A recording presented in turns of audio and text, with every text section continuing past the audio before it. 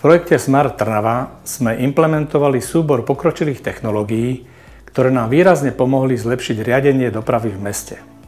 Použili sme inteligentné radiče na križovatkách, magnetické detektory a AI kamery na sledovanie prítomnosti vozidiel.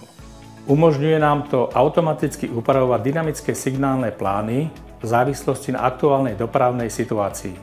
V rámci projektu sme nasadili aj informačné tabule, ktoré vodičom poskytujú aktuálne informácie o dopravných obmedzeniach a hustote premávky. Systém zahŕňa automatické ščítače dopravy, analýzu kamier na križovatkách, Bluetooth detektory na monitorovanie premávky v reálnom čase a cestnú meteorologickú kameru upozorňujúcu na nepriaznivé počasie. Všetky tieto komponenty sú pripojené do platformy InVipo, ktorá spracováva viac ako 1 000 000 udalostí denne.